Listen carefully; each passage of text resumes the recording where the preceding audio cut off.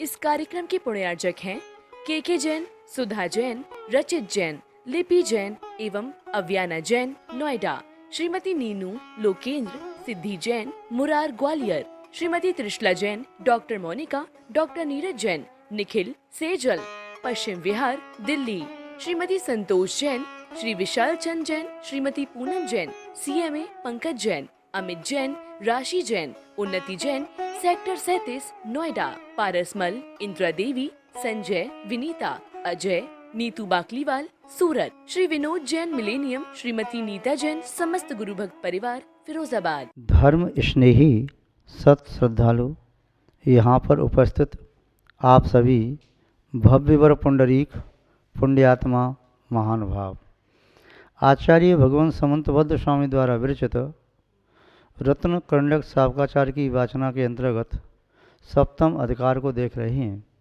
जिसमें श्रावक की 11 प्रतिमाओं का वर्णन चल रहा है। विगत दिवस देखा था श्रावक की अष्टम प्रतिमा, जिसका नाम था आरंभ त्याग प्रतिमा।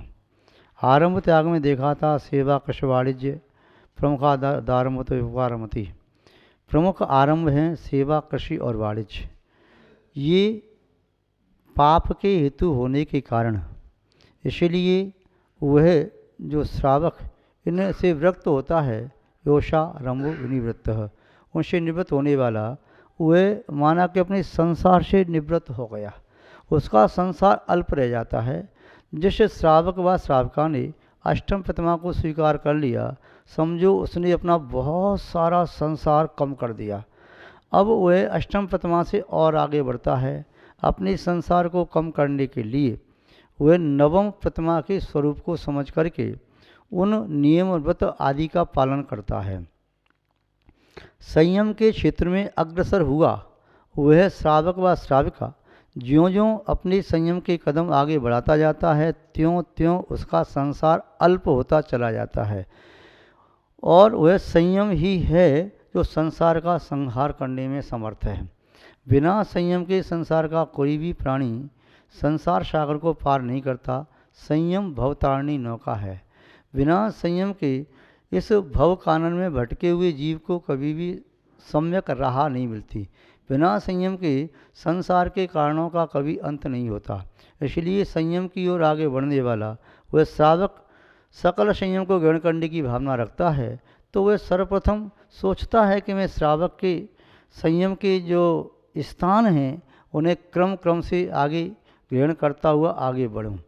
तो अष्टम प्रतिमा तक पहुँचने पर अब उसके जीवन में भाव आता है कि मेरे पास जो भी परिग्रह है, इस परिग्रह में से भी मैं और त्याग कर दूं, क्योंकि आरंभ का त्याग तो कर दिया। अब सोचता है मेरी आयु थोड़ी सी रह गई है, इतना सारा परिग्रह क्यों रखना, इस परिग्रह का त्याग करके मैं धर्म ध्यान के निकट पहुंचूं। परिग्रह का त्याग जो करता है, क्योंकि वह सोचता है कि परिग्रह मुख्य रूप से पाप का कारण है। आरंभ करके भी परिग्रह का संचय किया जाता है, नाना प्रकार के व्यवसाय करके परिग्रह का संचय किया जाता है, कृषि आदि करके भी परिग्रह का संचय किया जाता है, सेवा आदि करके परिग्रह का संचय किया जाता है। परिग्रह का संचय करने के लिए वह जीव नाना प्रकार के पापों को वह स्वयं करता है, कराता है और करने वालों की अनुमोदना करता है। देखिए, आप जानते हैं हिंसा करने में संभव है एक पाप है हिंसा, किंतु जब वह असत्य पाप करता है तो उसमें दो पाप हो जाते हैं। एक असत्य और असत्य से किसी का दिल भी दुखता है तो हिंसा भी पाप हुआ।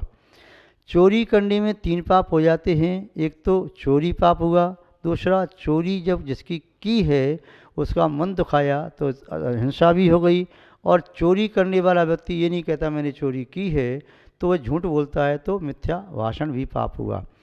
अब्रम का सेवन करने वाला 4 पाप करता है। जहाँ अब्रम सेवन है वहाँ पर अब्रम सेवन भी एक पाप है, और उसके साथ साथ वह चोरी भी करता है। अब्रम सेवन वह ऐसा नहीं है कि कृत्य के सबके सामने करने पर प्रशंसा हो, निंदनीय कृत्य कहलाता है। तो चोर कर्म भी होता है, इसके साथ साथ असत्य भी भाषण होता है, इसके साथ साथ जीव हिंसा भी संभव है। इसीलिए अब्रम का सेवन करने वाला 4 पाप करता है। किंतु जो कोई भी प्राणी परिग्रह का संचय कर रहा है, परिग्रह का संचय करने वाला पांचों पाप करता है। कैसे करता है? परिग्रह का संचय करना ये अपने आप में पहला पाप हुआ। परिग्रह का संचय भोग उपभोग की प्रचुर सामग्री प्राप्त करने के लिए, भोग उपभोग में आगे अच्छे अच्छे कर सकूं इस भावना से किया जाता है। तो अब्रह्म सेवन न करते हुए भी अब्रह्म सेवन की भावना हमेशा रहती है। तो भोग इंद्रिय और के विषय, अनिंद्रिय के विषय का मैं प्रचुर मात्रा में भोग करूं, कहीं ये पदार्थ नष्ट न हो जाएं, मेरे पास धन होगा, परिग्रह होगा तो मैं बहुत सारी विषय सामग्री को प्राप्त कर सकता हूं। इसीलिए परिग्रह का संचय करने वाला व्यक्ति अब्रह्म सेवन का भी पापी माना जाता है। वह चाहे शरीर से के नियत अंगों के साथ के द्वारा अब्रह्म सेवन न करे, किंतु वह अन्य इंद्रियों के माध्यम से प्रचुर मात्रा में भोग भोगने की तीव्र लालसा रखता है। इसलिए बहुत सारा परिग्रह इकट्ठा करता चला जाता है। मेरे पास मकान कई हों, मेरे पास दुकान हो, गोदाम हो, मेरे पास फैक्ट्री भी हो, मेरे पास बहुत सारा बैंक बैलेंस हो, मेरे पास बहुत वाहन हो, नौकर चाकर हो, मेरे पास बहुत भूमि हो, मेरे पास वस्त्र आभूषण आदि बहुत प्रचुर मात्रा में हों, दास दासी मेरे पास हों, धन धान्य सोना चांदी गाय भैंस आदि सभी चीज़ मेरे पास बहुत रहे। तो ये सब चीज़ क्यों संग्रह की जाती है? वही व्यक्ति इनका संग्रह करता है जिससे ये धारणा जिसकी बनी हो, ये जिसे ज्ञान हो कि इस परिग्रह के माध्यम से मैं सुखी हो सकता हूँ। जब मेरे जीवन में कदाचित पाप कर्म का उदय आएगा तो इस परिग्रह के माध्यम से, धन के माध्यम से सुख के साधनों को पुनः खरीद सकता हूँ और सुखों को प्राप्त कर सकता हूँ। ऐसी धारणा वाला व्यक्ति ही परिग्रह को छोड़ना नहीं चाहता। किंतु जो व्यक्ति अब श्रावक के व्रतों को धारण करता हुआ, वह व्यक्ति श्रद्धावान, विवेकवान, क्रियावान होता हुआ जब आगे बढ़ता है, ब्रह्मचर्य का पालन नियमित करता है, ब्रह्मचर्य प्रतिमा को स्वीकार करता है, आरंभ का परित्याग कर देता है, तब उस व्यक्ति श्रावक तथा श्राविका चाहे वह त्रंच ही क्यों न हो, उसके चित्त में भावना आती है कि मेरे पास जो कुछ भी परिग्रह है, इस परिग्रह को भी मैं कम करता चला जाऊं, क्योंकि मेरे जीवन का भरोसा नहीं, कम नष्ट हो जाए। और परिग्रह इतना मैंने जोड़ के रखा है कि इससे एक जन्म नहीं कई जन्मों तक खाया जा सके, और एक पीढ़ी नहीं कई पीढ़ी खा सके। किंतु फिर वह सोचता है कि कई पीढ़ी कैसे खा सकती हैं यदि उनका पुण्य का उदय नहीं है, मैं भी कई जन्म तक कैसे खा सकता हूँ कि मेरा पुण्य का उदय हमेशा नहीं रहेगा। और पुण्य का उदय नहीं रहेगा तो संपूर्ण संपत्ति, संपूर्ण सामग्री इंद्रधनुष की तरह से, आकाश में चमकने वाली विद्युत की तरह से कभी भी नष्ट हो सकता है। और पुण्य का उदय चल रहा है तो फिर साधन सामग्री एकत्रित करने की आवश्यकता ही क्या है। पुण्यवान व्यक्ति तो जंगल में भी चला जाता है तो जंगल में भी मंगल होने लगता है। नर पुंगव तो क्या, स्वर्ग के देव आकर उसकी सेवा करने लगते हैं, उसकी भोजन आदि की व्यवस्था बनाते हैं, उसके लिए इष्ट जो पदार्थ होते हैं उन्हें देते हैं। ऐसा एक जगह नहीं, अनेक प्रसंग प्रथमा लोगों में पढ़ने को मिलते हैं। तो पुण्य का संचय करना उचित है, पाप का संचय करना उचित नहीं है। पाप का संचय करने वाला व्यक्ति कितनी भी सामग्री इकट्ठी कर ले, किंतु वह समस्त सामग्री चक्रवर्ती की बराबर संपत्ति इकट्ठी कर ली जाए, वह भी क्षणार्ध में नष्ट हो सकती है। इंद्र का वैभव भी इसे कोई दे दे और पाप का उदय आ जाए तो पलक झपकते ही वह वैभव भी नष्ट हो सकता है। इसलिए जो कुछ भी वैभव आज तुम्हारे पास है या किसी ने तुम्हें दिया है, तो वह सब वैभव ये समझिए पुण्य का फल है। और पुण्य तुम्हारे पास होगा, आपके पास पुण्य होगा तो आपके पास पुण्य समस्त अनुकूल सामग्री मिल सकती है। इसलिए अपने इस परिग्रह को, वैभव को परहित में, परोपकार में, कल्याण में, पुण्य के कार्य में व्यय करना ये उचित है। तो यहाँ पर आचार्य महोदय परिग्रह त्याग प्रतिमा का स्वरूप बता रहे हैं, उनके शब्दों में ही देखें। वायुषु दशसु वास्तुषु ममत्व मुत्सृज निर्ममत्वरतः स्वस्थ संतोष परा परिचित परिग्रहाद विरतः। आचार्य महोदय कह रहे हैं वायुषु, परिग्रह शब्द की पहली परिभाषा देखें। परिग्रह आपने लोक व्यवहार में नवग्रह सुने हैं, सूर्य, चंद्र, मंगल, बुध, गुरु, शुक्र, शनि, राहु, केतु। और बताते हैं कि कुंडली में कोई ग्रह प्रतिकूल है तो प्रतिकूल ग्रह उस जातक को प्रतिकूल फल देता है। ये ग्रह भी प्रतिकूल हो गया, या 12 कॉलम जो होते हैं कुंडली के 12 भाव, उनमें से कौन सा भाव खराब है तो उस भाव का कुफल मिलेगा, सुफल प्राप्त करना बड़ा मुश्किल है। ये नवग्रह यदि एक साथ प्रतिकूल हो जाएं तब भी इतना कुफल नहीं दे सकते जितना कुफल ये परिग्रह दे सकता है। यद्यपि ये परिग्रह बुरा है, बहुवारम परिग्रहतम नारकाशायुषा, बहुत आरम बहुत परिग्रह नरक आयु के बंध का कारण है, किंतु फिर भी पूजा में धनराज ने कहा बहु धन बुराहु भला कहिए लीन पर उपकार सो। जो पर के उपकार में लगा हुआ धन है, द्रव्य सामग्री वस्तु है, वह यदि आप उसका सदुपयोग नहीं कर रही हैं तो वही आपके लिए संकलेशता बना करके पाप आश्रव का कारण है, वही आपके लिए दुर्गति और खोटी आयु के बंध का कारण है, वही परिग्रह आपके लिए वर्तमान काल में संकलिष्टता का कारण है। जब अर्जित किया जाता है तब भी दुख देता है, रक्षण किया जाता है तब भी दुख देता है, व्यय किया जाता है तब भी दुख होता है। ये अर्थ, ये परिग्रह सुख तो देता ही नहीं। ये अनीतिकार ने भी कहा अर्थ के संबंध में कि अर्थ क्या है, कि अर्थ यह है परमार्थ से भटकाने वाला है। दूसरी बात, ये जीवन की बहुमूल्य निधि है श्वास, इन्हें व्यर्थ करने वाला है, इस मनुष्य पर्याय को व्यर्थ करने वाला है। जो एक बार इस अर्थ में परिग्रह में रंजायमान हो गया तो फिर उसे उसमें से निकालना बड़ा कठिन है। जैसे कोई मछली जाल में फंस जाए तो निकलना बड़ा कठिन है, ऐसे ही कोई सर्प यदि टोकरी में बंद हो गया तो वह फुंकारता रहे, उसमें से निकलना कठिन है। ऐसे ही कोई पक्षी जाल में फंसा है तो निकलना उसका कठिन है। ऐसे परिग्रह के दलदल में कीचड़ में फंसा हुआ मनुष्य बड़ा मुश्किल से निकल पाता है। कोई हाथी भी क्यों न हो, बलवान हाथी, और किसी नदी की गहरी दलदल में फंस जाए तो वह चिंगाड़ चिंगाड़ करके प्राण देता है, निकल नहीं पाता। ऐसे ही बड़े बड़े बुद्धिमान शास्त्रों को पढ़ने वाले जो परिग्रह में आसक्त हैं वे उसे निकल नहीं पाते। परिग्रह इसका अर्थ हुआ चारों तरफ से परिमाने असमन्तात, चारों तरफ से जो ग्रसे, जैसे सूर्य चंद्रमा को गिरने लगता है, ऐसे परिग्रह माना कि आत्मा की निधि को ग्रसता है, उसे नष्ट करता है। इसलिए महानुभाव यहाँ पर आचार्य महोदय कह रही हैं कि परिग्रह जो दो प्रकार का बताया, वायु परिग्रह और अंतरंग परिग्रह। वायु परिग्रह का त्याग श्रावक करता है, अंतरंग परिग्रह का त्याग श्रवण करते हैं। श्रवण दोनों प्रकार के परिग्रह का त्याग करते हैं। आप पढ़ते हैं परिग्रह 24 वेद, त्याग करें मुनिराज जी, तृष्णा भाव उच्छेद घटती जान घटाइए। तृष्णा भाव को छोड़ करके परिग्रह का त्याग करना।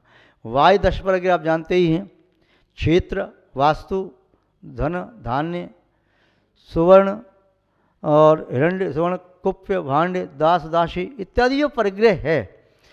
तो आपने जब श्रावक ने व्रत लिया था परिग्रह प्रमाण व्रत, उसमें क्षेत्र उसकी सीमा ली थी, इतना क्षेत्र रखूँगा, वास्तु मकान की सीमा ली थी, फिर हिरण्य सुवर्ण सोने चांदी की सीमा ली थी, नोट रुपये राशि की सीमा ली थी, धन धान्य पशुधन आदि की सीमा, धान अनाज की सीमा ली थी, कुप्य भांडे बर्तन वस्तुओं की सीमा ली थी, और दास दासी इसकी भी सीमा ली थी। ये सब सीमा ले ली थी। किंतु आगे 5 अणुवत के आगे बढ़ता है, जब प्रतिमा उसकी बढ़ती चली गई, 9वें प्रतिमा पर पहुंच गया तो 10 प्रकार के वायु परिग्रह का त्याग कर देता है, किंचित वस्तुएं रखता है, वह वर्णी बन गया। 9वें प्रतिमा वाला, 10वीं वाला वर्णी कहलाता है।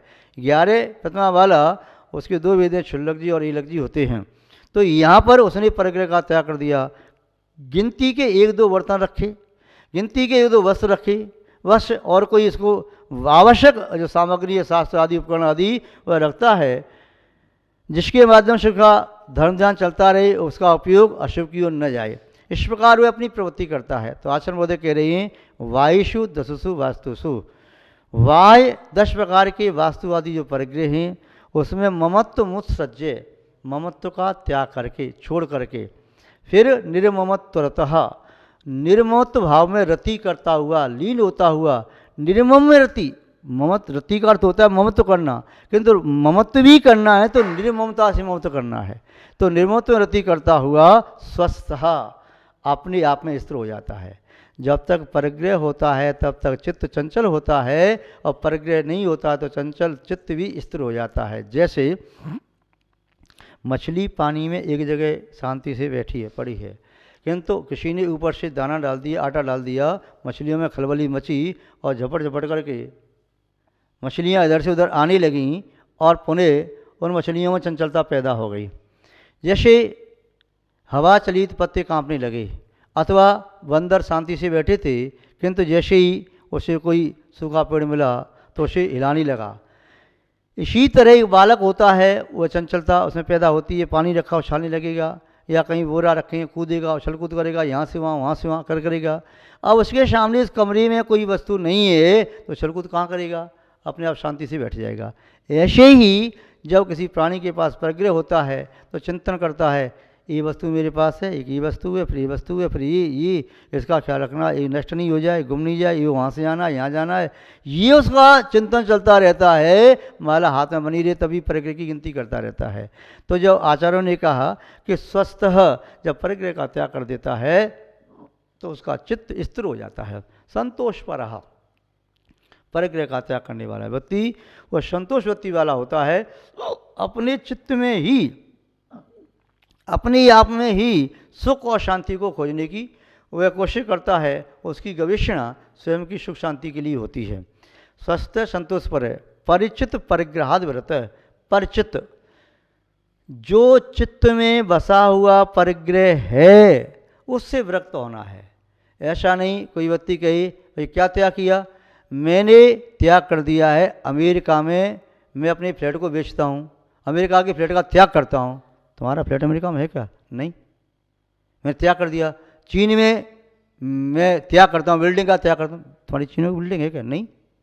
मैं लंका के मकान का त्याग करता हूँ, तुम्हारा मकान लंका में है क्या? नहीं। जो नहीं है उसका क्या त्याग करना, जो तुम्हारे पास है और जो तुम्हें बार बार चंचल कर रहा है, तुम्हारे चित्त में बसा हुआ है, उसका त्याग करना है, उसका त्याग करना। इसलिए परिचित परिग्रहात, जो परिचित परिग्रह है उसका परिग्रहात, परिग्रह से व्रत, उससे व्रत होना है, उसे छोड़ना है। उसे छोड़ने का नाम ही परिग्रह त्याग, ये प्रथमा उसका नाम है। और परिग्रह का त्याग नहीं किया, आपने कहा मैंने तो इतना सा रखा, इसके अलावा सबका संपूर्ण का त्याग कर दिया। जो संपूर्ण का त्याग आप कह रही हो, यद्यपि उसका त्याग आपने पहले अनुभूति बतने समय कर दिया था, फिर आज त्याग की बात कह रही हो। जब है ही नहीं उसका त्याग क्या किया? त्याग तो उसका किया जाता है जो तुम्हारे पास है किंतु तुम्हारा नहीं है। जो तुम्हारे पास है तुमने उसे पकड़ लिया है, ग्रहण कर लिया है, किंतु वास्तव में तुम्हारा नहीं है, उसे छोड़ दो तो अपने वैभव को प्राप्त कर सकोगे। तो स्वस्थ अपने आप में स्थिर रहो, संतोष पर संतोष युक्त रहो, और परिचित परिग्रहात, परिचित परिग्रह से विरक्त ऐसा हुआ परिग्रह विरक्त प्रतिमाधारी, नवम प्रतिमाधारी शावक कहलाता है, वह शावका कहलाती है। उपस्थित पुण्यात्मा महानुभाव उस नवमी प्रतिमा के स्वरूप को अच्छी तरह से समझ करके भली भांति उस प्रतिमा के नियमों का पालन करना चाहिए और अपने चित्त में विशुद्धि बढ़ाना चाहिए। आज बस इतना ही, शेष वार्ता बाद में करेंगे। जय बोली श्री शांतनाथ भगवान की, परम पूज्य आचार्य गुरुदेव श्री विद्यानंद जी महाराज की, अहिंसा में विश्व धर्म की। इस कार्यक्रम के पुण्यार्चक थे के जैन, सुधा जैन, रचित जैन, लिपि जैन एवं अव्याना जैन, नोएडा। श्रीमती नीनू लोकेंद्र, सिद्धि Jain, Murar Gwalior. Shrimati Trishala Jain, doctor Monika, doctor Neeraj Jain, Nikhil Sejal, Paschim Vihar, Delhi. Shrimati Santosh Jain, Shri Vishal Chand Jain, Shrimati Poonam Jain, CMA Pankaj Jain, Amit Jain, राशि जैन, उन्नति जैन, सेक्टर 37, नोएडा। पारसमल, इंदिरा देवी, संजय, विनीता, अजय, नीतू बाकलीवाल, सूरत। श्री विनोद जैन, मिलेनियम। श्रीमती नीता जैन, समस्त गुरु भक्त परिवार, फिरोजाबाद।